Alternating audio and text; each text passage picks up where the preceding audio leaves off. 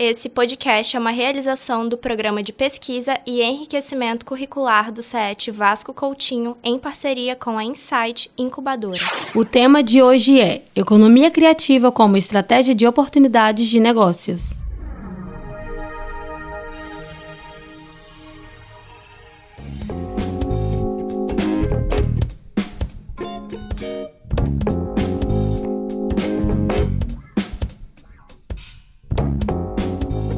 Leonardo Lopes de Oliveira, jornalista, representante do IFES na governança do programa ES Mais Criativo e coordenador do projeto Agência de Economia Criativa Experimental do IFES, obrigado pela sua presença e seja bem-vindo ao podcast Insight Negócios e Oportunidades.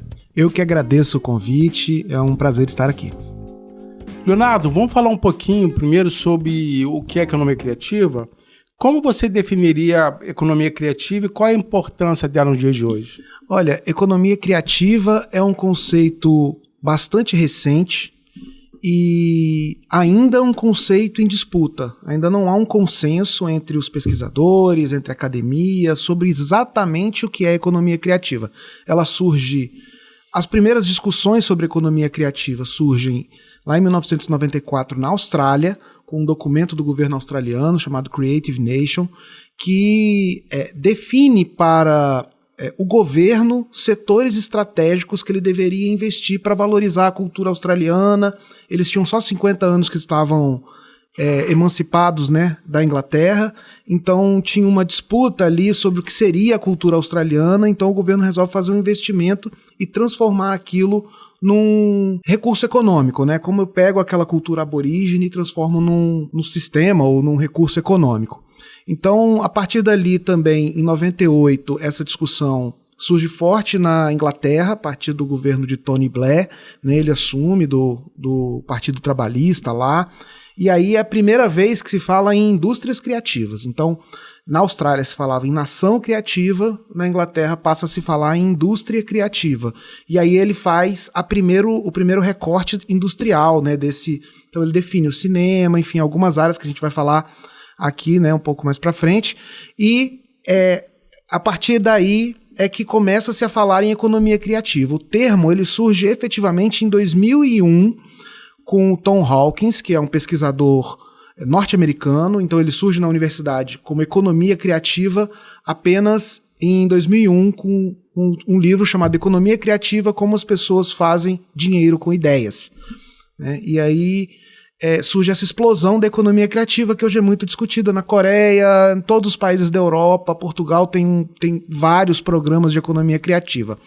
A discussão que a gente faz, né, e que os pesquisadores, enfim, que as pessoas envolvidas com o tema fazem, e por isso que eu falo que é um tema ainda em disputa, porque ela é muito específica, né? Assim, você falar de economia criativa na Europa é diferente de falar de economia criativa na América do Sul. Falar de economia criativa do Espírito Santo é um pouco diferente da economia criativa do Nordeste ou de São Paulo. Então, e geralmente a economia criativa ainda é um tema associado a políticas públicas, né? Então, quem fomenta a economia criativa pelo mundo são governos. Aqui no Brasil, o tema economia criativa ele ganha muito destaque a partir de um programa chamado Cultura Viva, que foi na primeira gestão do então ministro da Cultura, o Gilberto Gil, e ele traz esse tema, primeiro faz um amplo debate sobre o conceito de cultura, né, que era um debate... Na verdade, assim, é quando o Brasil assume o conceito antropológico de cultura e dentro dessa discussão sobre cultura faz-se uma discussão pesada no Ministério sobre economia da cultura. Então tem uma vertente da discussão sobre economia criativa que vem da discussão de economia da cultura, que é como os artistas vão ganhar dinheiro com a sua arte, vão produzir, né, vão gerar riqueza com a sua arte, e aí nós não estamos falando apenas de valor cultural, estamos falando de valor econômico, né, efetivamente. Outra discussão que acaba entrando muito forte nesse assunto de economia criativa aqui no Brasil passa a ser que vem das federações de indústrias. Por quê? Porque surge no mundo inteiro uma pressão, Vale do Silício, uma pressão muito forte pelo discurso da inovação, né? Então tudo é inovação. Hoje você liga a televisão, você liga o rádio, você olha, você acessa. Todo mundo tem uma coisa para falar de inovação. A indústria de cosméticos fala que é inovadora porque pegou o ácido hialurônico. Então, assim, tudo é muito ligado ao discurso da inovação. A indústria brasileira, percebendo isso, então o Sebrae, né, não é exatamente a indústria, mas ligado aos pequenos negócios, a Firjan, que é a Federação da Indústria do Rio de Janeiro, é uma das primeiras a produzir materiais e estudos sobre economia criativa, associando, então, essa discussão que vem da economia da cultura com uma discussão que vem da modernização da própria indústria. E é essa salada que vai virar mais ou menos o que hoje se entende por economia criativa. Nossa, então assim, podemos dizer que a economia criativa é nova e tem muito ainda a crescer? Tem muito ainda a se desenvolver, por exemplo, agora com a inteligência artificial. Né? Muita coisa ainda vai acontecer, eu imagino, nesse ramo. Tem críticas também, tá, a essa discussão de economia criativa. Tem uma turma que e faz uma crítica legítima, né, de que isso aconteceu também na década de 70, quando se falava da economia da informação. Só se falava da economia da informação, sociedade da informação, e isso deu uma sumida e entrou a economia criativa. De fato, economia da informação não foi uma área que vingou, né? Ela acabou se mostrando transdisciplinar. A informação, apesar de existir a área de TICs, né? Ela acabou se fazendo importante em muitos setores econômicos. Eu acredito que com a economia criativa aconteça mais ou menos a mesma coisa. Assim, nas sociedades do futuro, né, da economia 4.0, que leva em conta essas novas economias, eu acho pouco provável que exista algum setor que não vá se preocupar com a criatividade, né, no seu processo de elaboração. Muito interessante. Eu acho que é muito importante te ouvir isso, porque... E um dos acessos a isso pode ou até deve ser colégios. Sim. Correto? Porque daqui que sai talentos para essa economia criativa, correto? Correto. A economia criativa tem sim uma dimensão muito grande ligada à produção de conhecimento, né? Não existe economia... É a economia do conhecimento, né? Vamos ser sinceros. Então, a economia criativa é a economia do conhecimento. E esse conhecimento ele é produzido nos centros de conhecimento, nos centros de produção de conhecimento. Por exemplo, lá no IFES, a gente tem uma unidade chamada Agência de Economia Criativa Experimental. A gente tem experimentado economia criativa a partir dos coletivos criativos. Então... e aí a gente entende coletivo num sentido muito amplo, né? Os coletivos são os coletivos culturais, ou aqueles mais permanentes, ou aqueles que se juntam às vezes para disputar um edital da Secretaria de Cultura, para montar um projeto, para fazer um evento. Aquilo a gente entende como um coletivo, né? E também a gente entende coletivos, a startup para nós é um coletivo, as empresas são coletivos, as associações são coletivos, as entidades, as ONGs de maneira geral, né, as OSCs agora, nós entendemos como coletivos, e aí a gente tenta entender um pouco como que esses coletivos formam redes e como essas redes estão contribuindo para que elas realizem, né, essas suas atividades de economia criativa. E aí a gente tem um conjunto de experimentos, né, por isso que a Agência de Economia Criativa Experimental, e eu acho que aí tem uma vinculação muito grande com a educação. Eu particularmente estudo a experimentação na extensão, né? Porque isso também é um programa de extensão do Instituto Federal do Espírito Santo, um programa de extensão multicamp.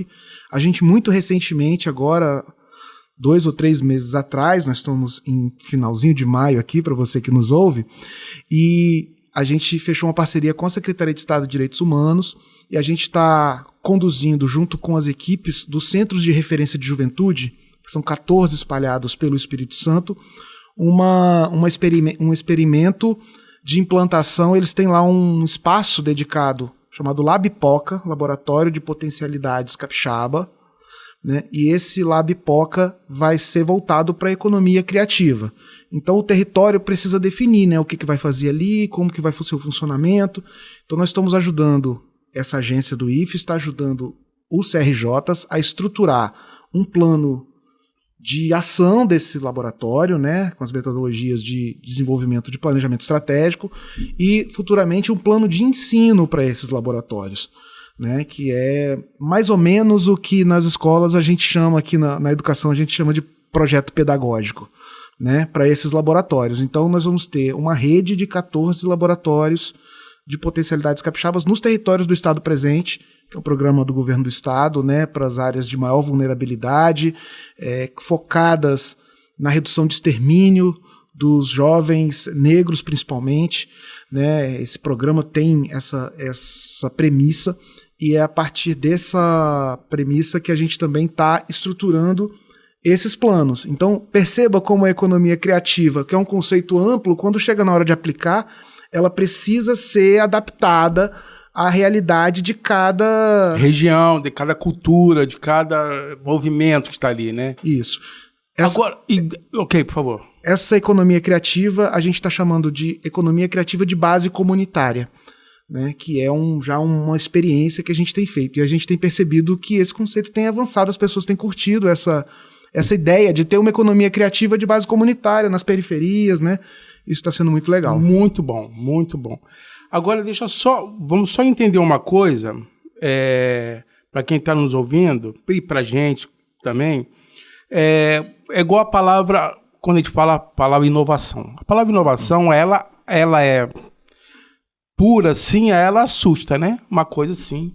Uhum. E quando você vê, é uma prática que pode ser no dia a dia, que pode ser a coisa mais simples do mundo ou mais simples que a gente imagina.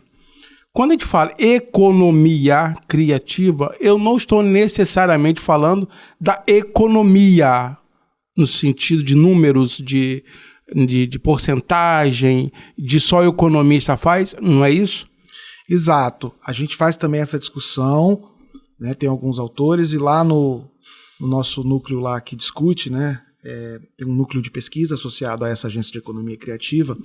A gente entende a economia de duas formas. Uma é que a gente chama de economia restrita, que é essa economia no sentido monetário, né? Muitas vezes econometria, né? Até mesmo de indicadores, orçamento. Isso é uma dimensão da economia que é a economia restrita.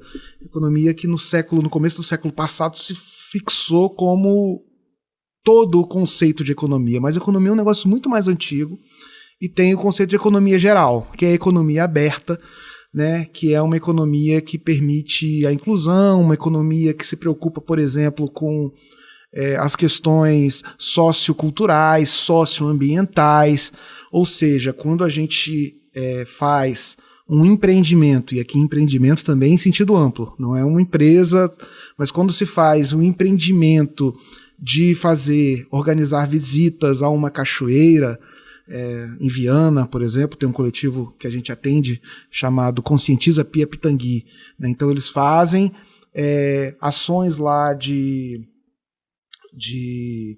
coleta de lixo na beira da cachoeira, de sinalização da cachoeira, não jogue lixo aqui, e fazem uma mobilização com os produtores, porque no final quem vai lá acaba gostando, volta mais vezes, vai lá depois consumir. Então, a economia geral, ela permite que a gente entenda a economia em múltiplas direções, né?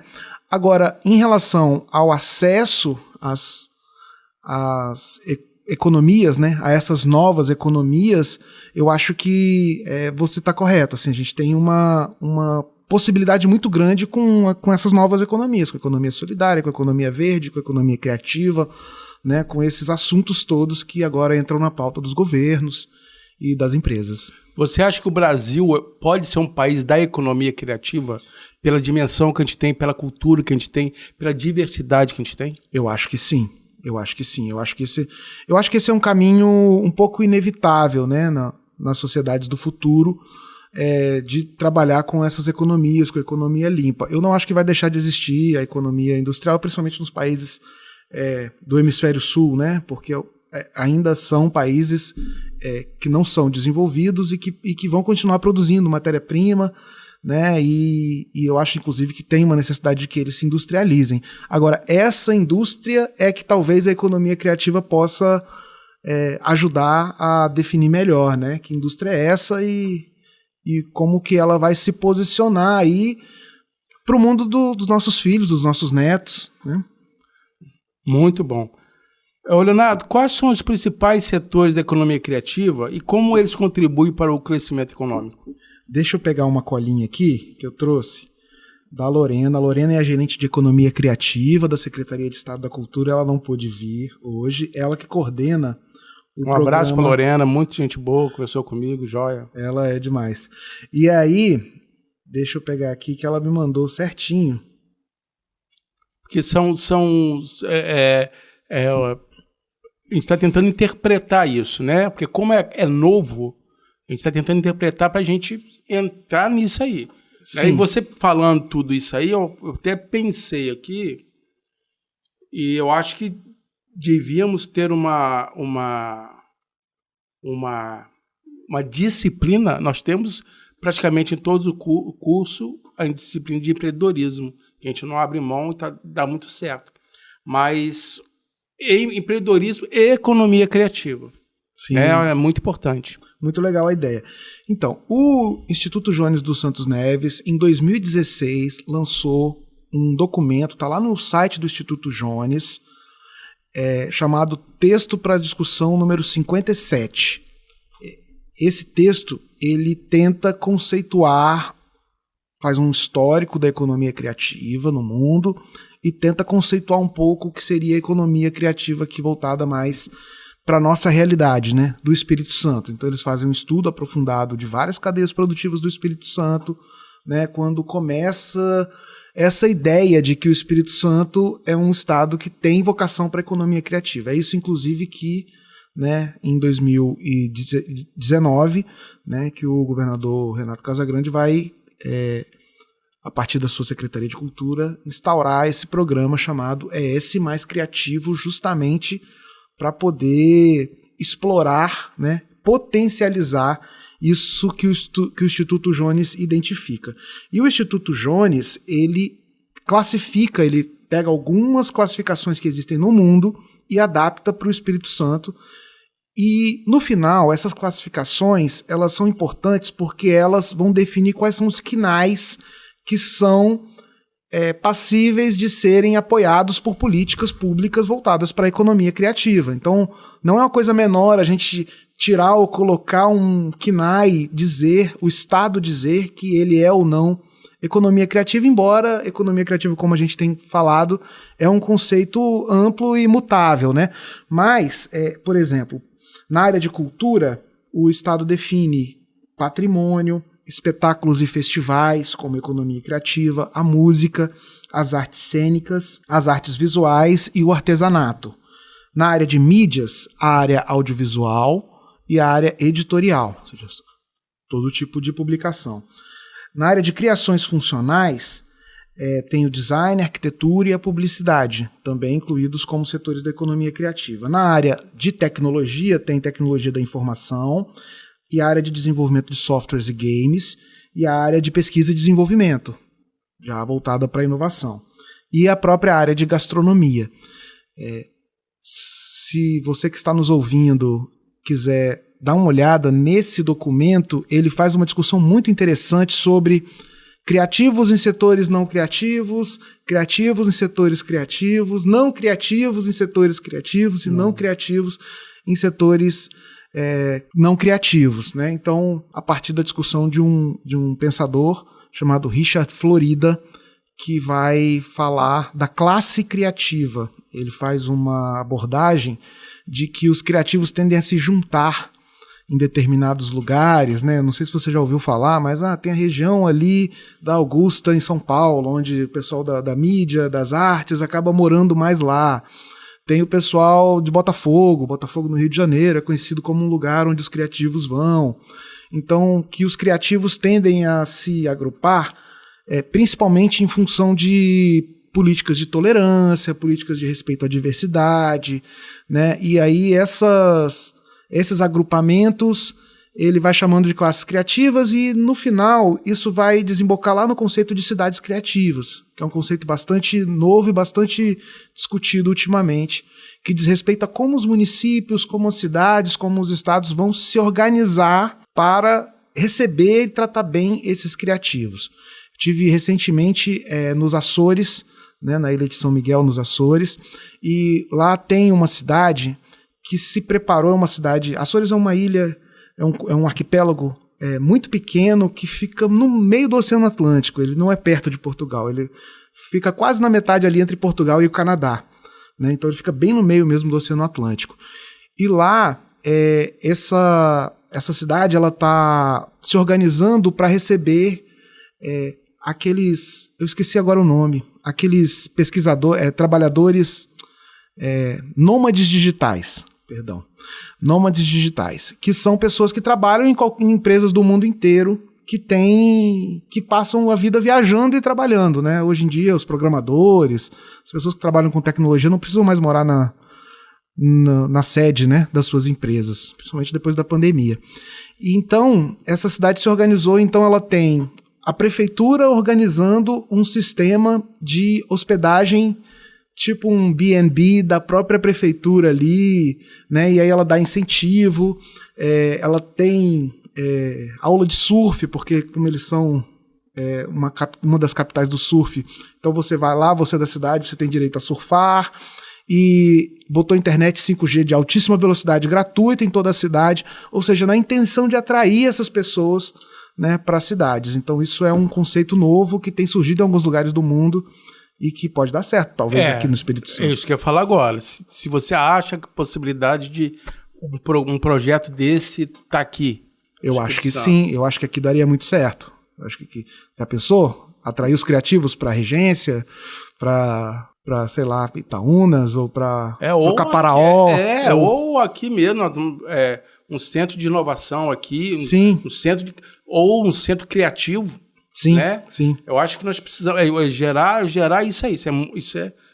Esse projeto é legal. Só para reforçar, esse documento que você falou, está na página do Instituto Jones. Isso, Instituto Jones. Qual é o nome mesmo? Texto para discussão 57. 57. Texto para discussão 57. Tem tudo ali que a gente possa esclarecer questão da economia criativa, né? Porque às vezes a pessoa está fazendo alguma coisa e não sabe que ele é um especialista em economia criativa, né?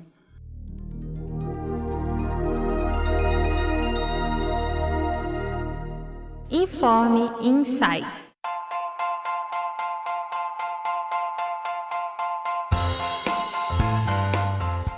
O programa Qualificar ES está com as inscrições abertas para os cursos presenciais exclusivo para as mulheres. Concorra já para as 1.045 vagas no cursos nas áreas de contabilidade, estética, informática e entre outros. Acesse www.qualificares.gov.br. Ei, começaram os Jogos Escolares do Espírito Santo 2023. Realização: Governo do Estado do ES, Secretaria de Estado de Esporte e Lazer. Tem vários jogos espalhados por todo o ES. Acesse www.cesporte.es.gov.br. O calendário dos jogos já está disponível.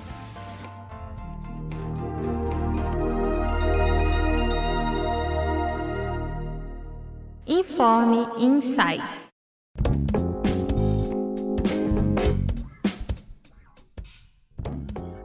Leonardo, quais são os benefícios da economia criativa para o desenvolvimento sustentável do Espírito Santo? Olha, quando a gente passa a discutir economia a partir desse conceito, né, que vai considerar a economia criativa de base comunitária, a economia criativa...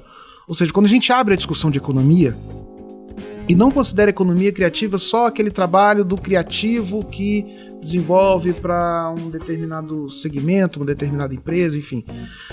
A gente tem muitas possibilidades. Porque aí a gente começa a tratar de relacionamentos, né, de como as pessoas estão se relacionando, por exemplo, com o meio ambiente. né, que é uma discussão muito interessante e muito importante. Eu não estou falando só das agrotechs, que são empresas, aqui no Espírito Santo já tem várias, né, que estão fazendo essa inovação no campo.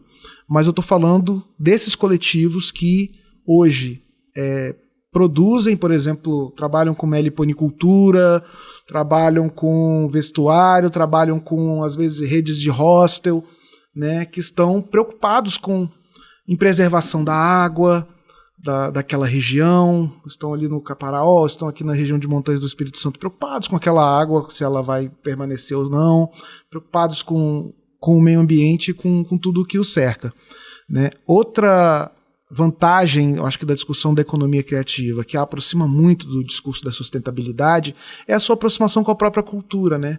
Então, assim, quando você consegue incluir, por exemplo, não sei, os grupos de capoeira na economia criativa, de alguma forma, seja até mesmo por meio de editais de projetos, porque aquilo também são empreendimentos.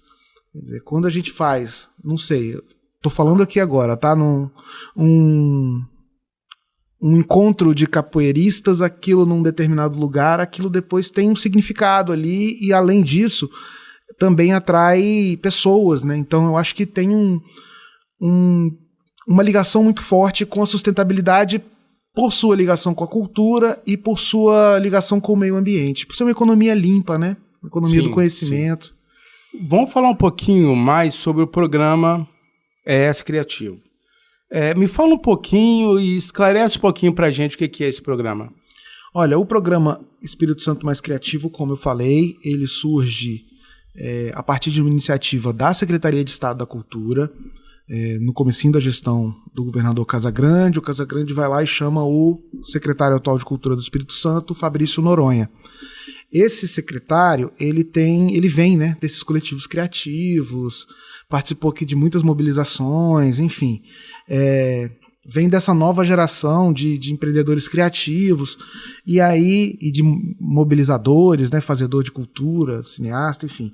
E aí, imediatamente a secretaria começa a articular a ideia de ter um programa específico para tratar desse tema aqui no Espírito Santo.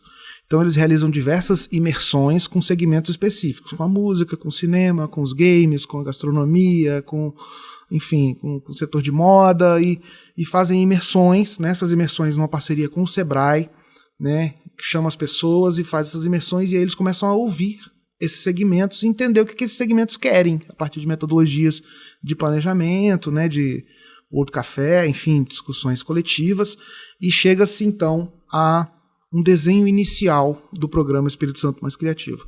Uma outra frente, o governo começa a chamar outras entidades, né, que têm alguma possibilidade de contribuir com o tema. Então chama as universidades, chama a UFES, chama o IFES, chama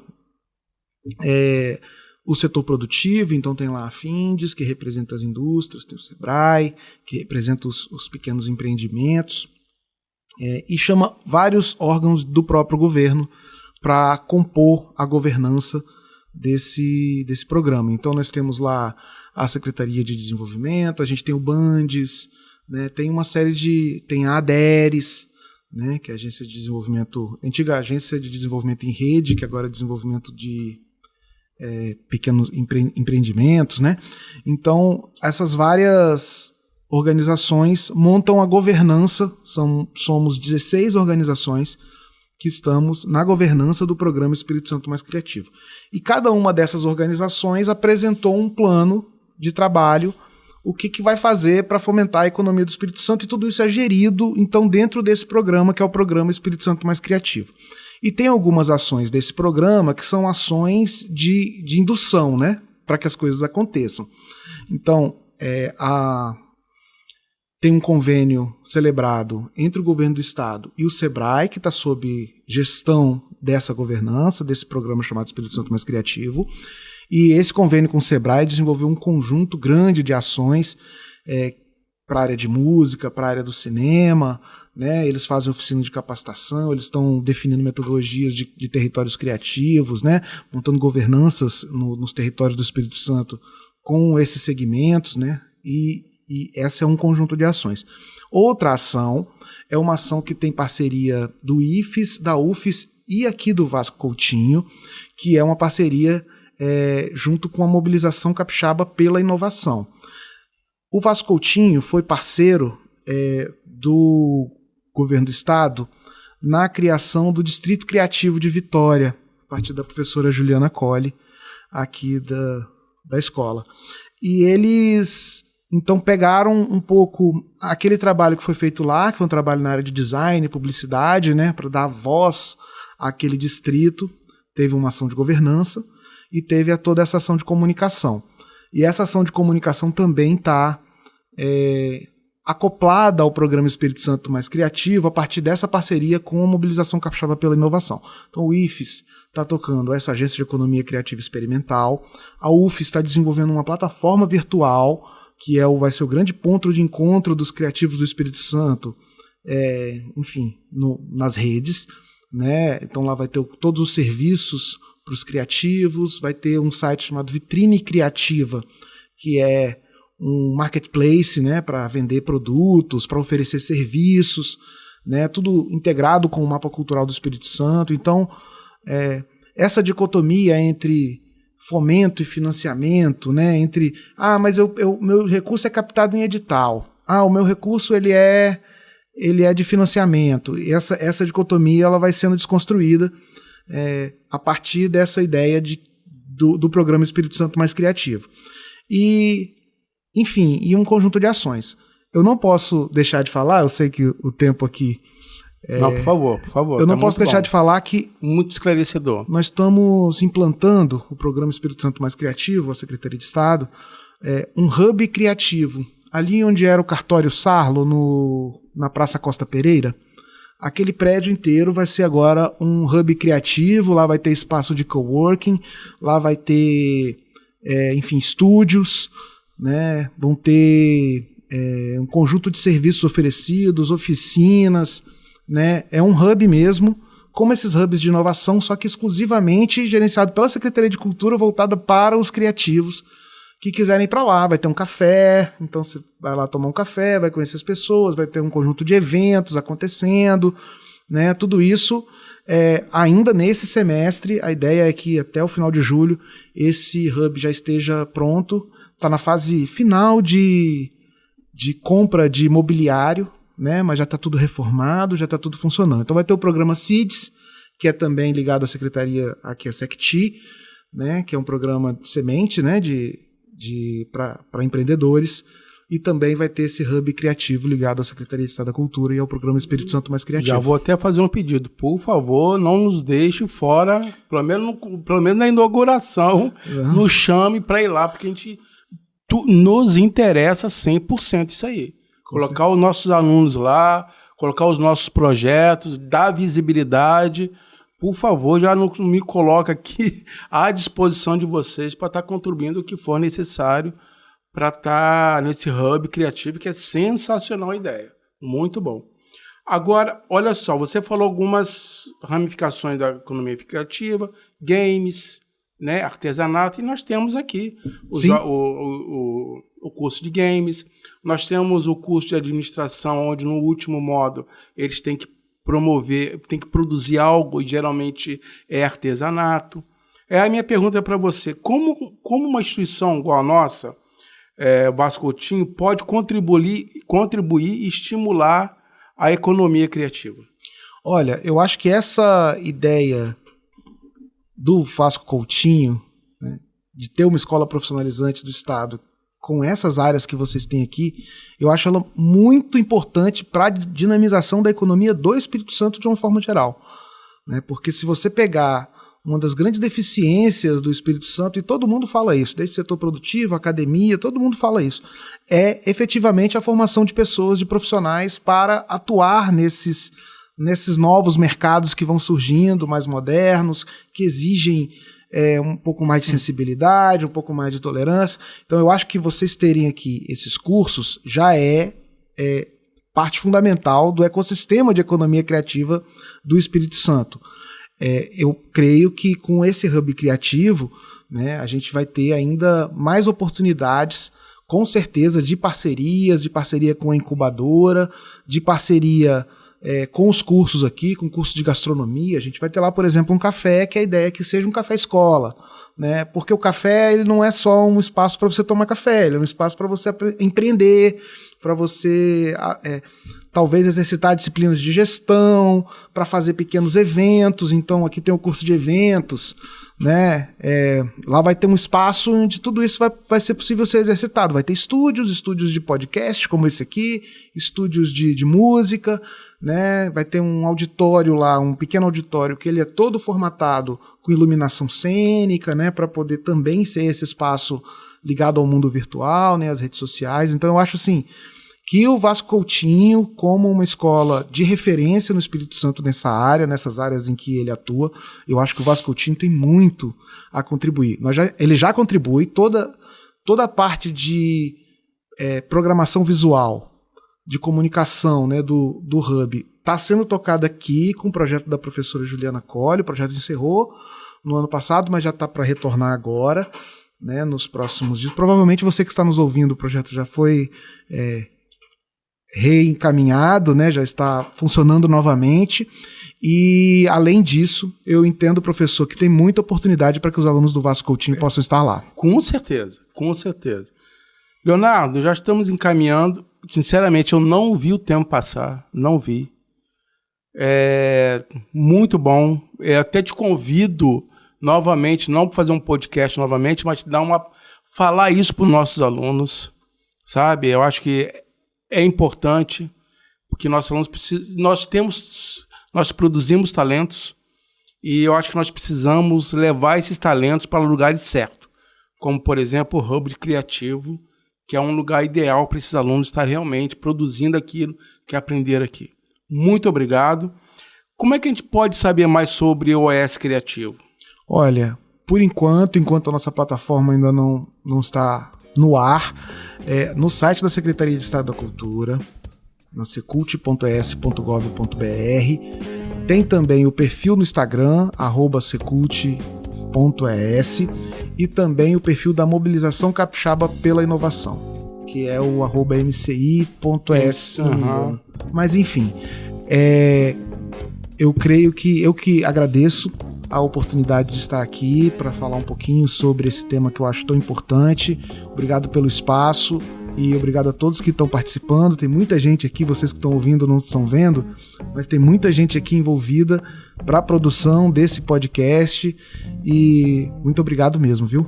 Leonardo, muito obrigado. Mais uma vez a gente se coloca à disposição. Parabéns pelo trabalho, né? Eu acho que é isso que nós estamos precisando, né?